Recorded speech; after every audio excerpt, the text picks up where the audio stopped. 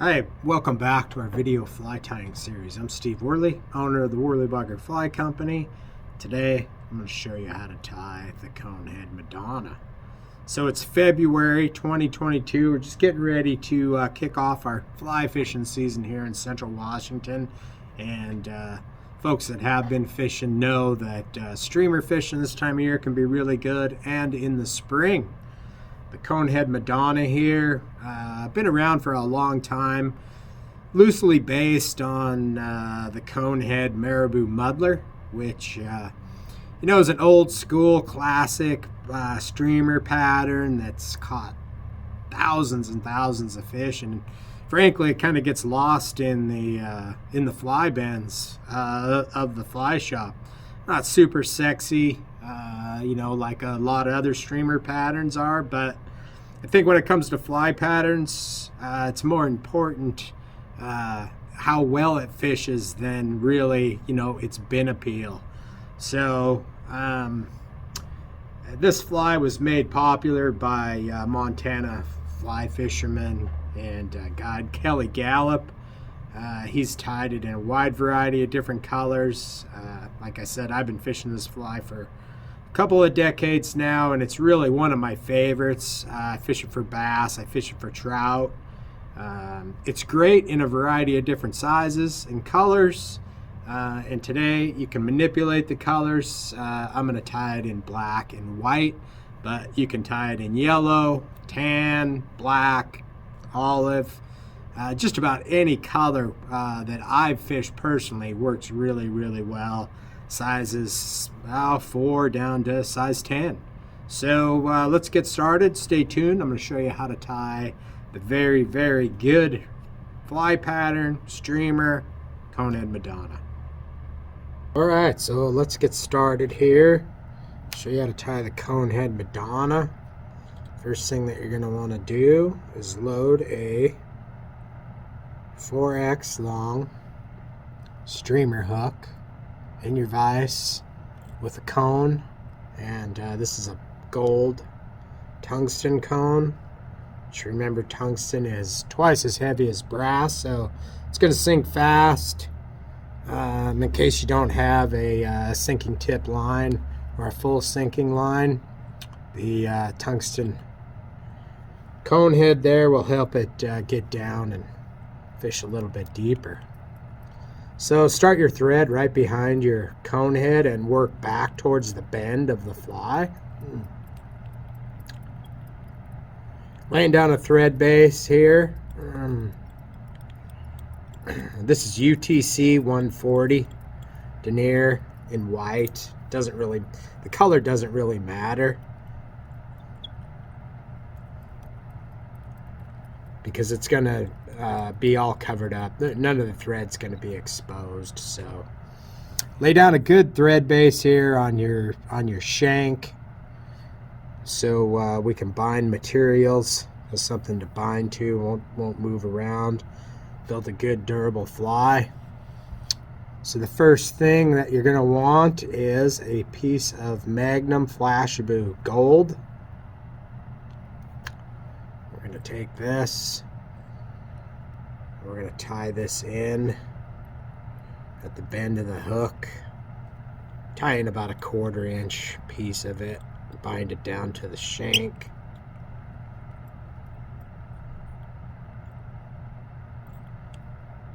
And then move your thread all the way up to the back of your cone. So now we can pull tight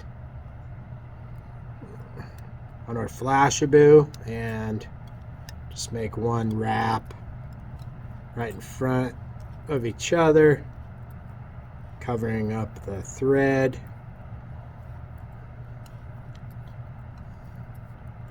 Just moving towards the back of the cone here.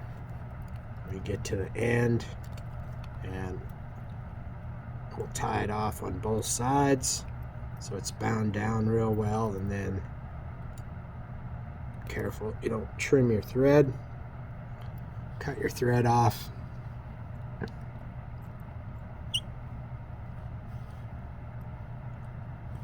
And just lay a quick 1/2 inch in there.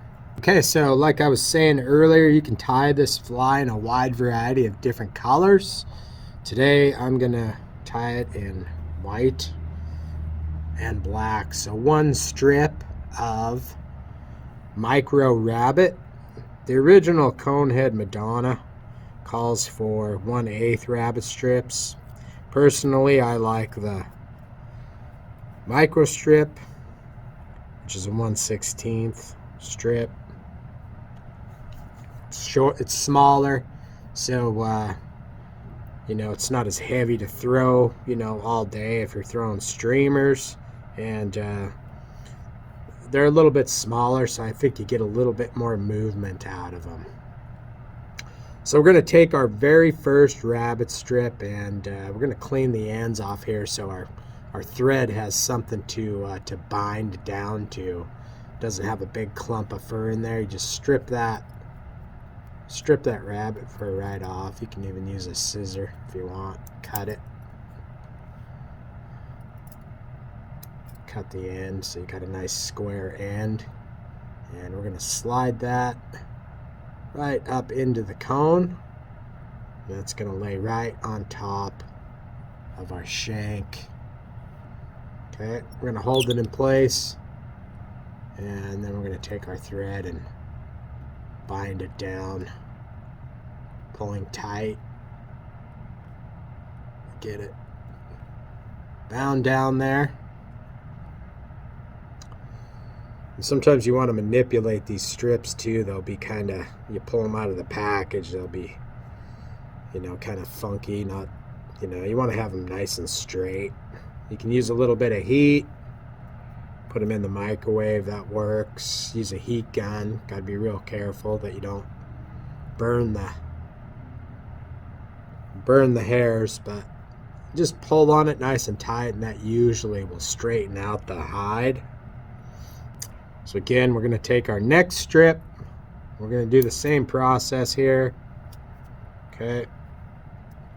I'm going to trim the end. And we're going to take it on the other side here. We're going to push it up into our cone, so it's laying adjacent to our first strip, and we're going to bind it down.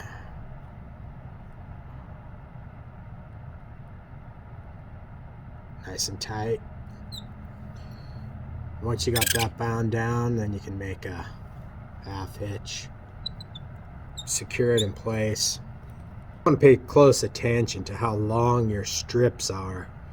I like to have them about an inch and a quarter off the bend of the hook here, or you'll get a lot of short strikes with rabbits. So if they happen to be a little long, you can just get in underneath those fur, keeping the taper of the strip in place. That taper is going to give you that nice bait fish look that you're looking, you know, that you're trying to achieve with your streamer pattern. Definitely an attractant to predatory fish that like to eat other fish. Get in there and trim that hide out. You can see the nice taper that we got here that's formed from our strip. So now the fun begins. You're going to get a nice piece of spinning deer hair, and you can see how close I've trimmed, you know, going right next to the hide here, and you can see how long these hairs are, which makes it really fine, easy to tie spinning head, you know, on any fly that you want. So this is a really nice piece of deer. Have your hair stacker. I like a large mouth hair stacker, especially when we're doing big projects like this, where you're gonna take a large clump of hair from the hide, and we're going to put it in our hair stacker. Again, remember, fly tying is about proportions and aesthetics. You want your fly to look good. So we're going to take and we're going to cut a large clump of deer hair here, and then we're going to take it and you want to run your brush through it. It'll make it easier to stack when you put it in your hair stacker. And then you don't want that tied into your fly. Okay, so we'll put it in our stacker here.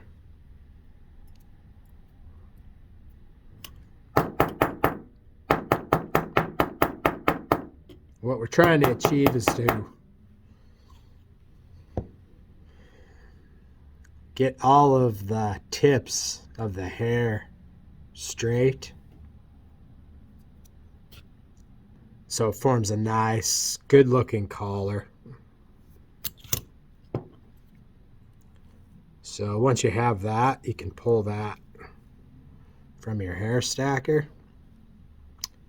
And then next, we're going to just lay it right up on top and basically get your measurement from the eye of the hook there.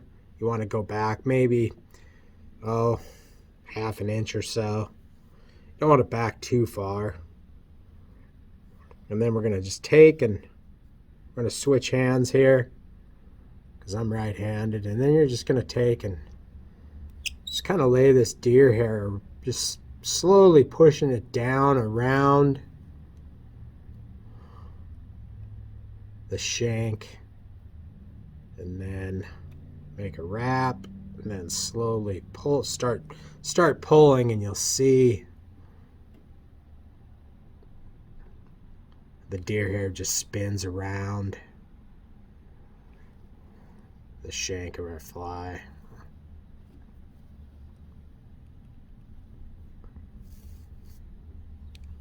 And we'll just work our thread through, binding it down. Again, we want to make a nice durable fly.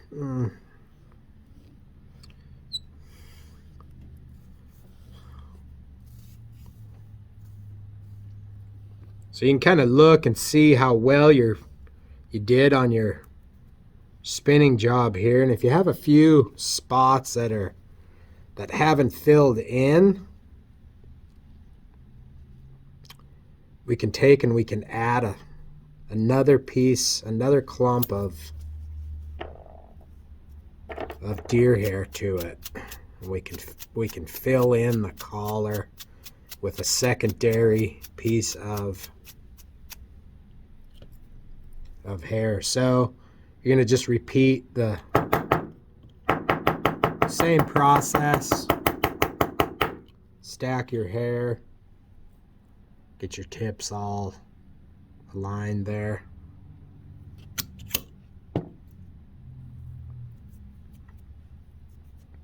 Okay. So I got a little spot here kind of right on the top it didn't fill in as well. So I'll just lay that on the top again, switch hands, spread it out a little bit, and then we'll just pull and it will spin and fill in the spot there.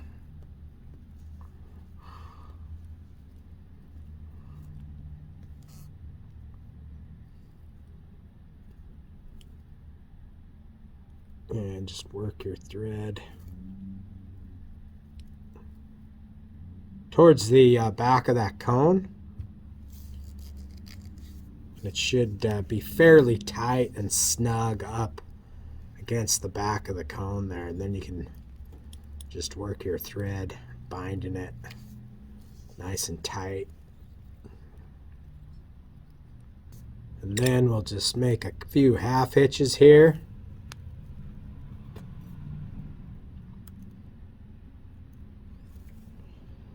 It's going to be really difficult to try and get any type of glue or anything in there. So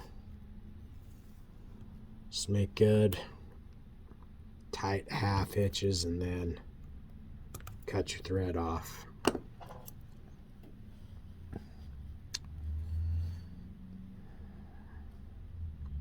Okay, so now the fun begins. We're going to trim deer hair. There's a couple of different tools that do it. It's really messy, so make sure that you have your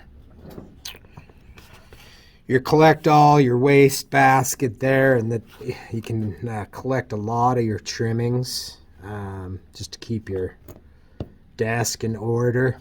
There's a couple of tools that are really useful. I mean, you can use a razor blade to do it. There's also a nice razor blade tool that's made by Stonefo that I like, you know, for certain applications. But for stuff like this, for trimming in really close, Dr. Slick makes these bent scissors for trimming deer hair. So what we'll do is we'll just start right at the base of this cone here, and we'll just start trimming back as close as we can until you start seeing the tips of the deer hair. Try not to cut those out because that's your collar.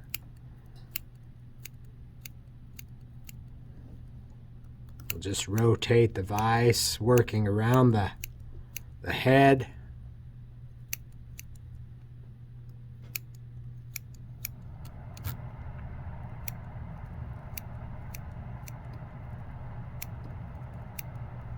Try to get all those long fibers cut out of there. Use your other hand too to pull them up. Get the butts cut out of there.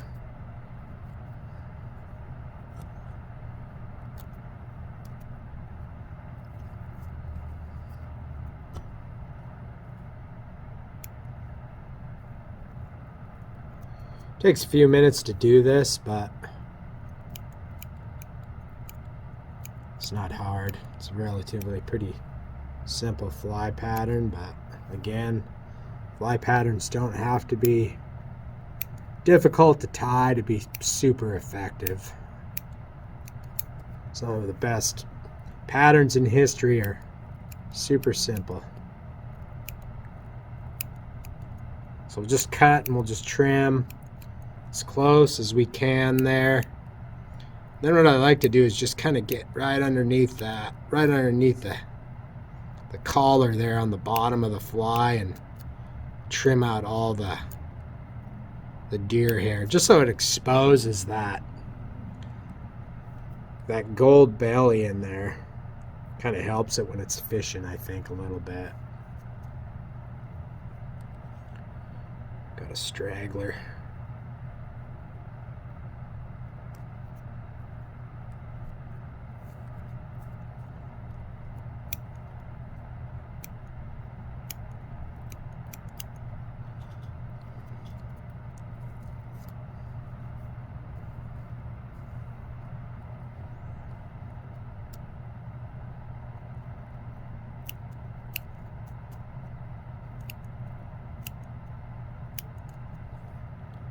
Okay, so there it is, the finished version, Conehead Madonna, bullet style.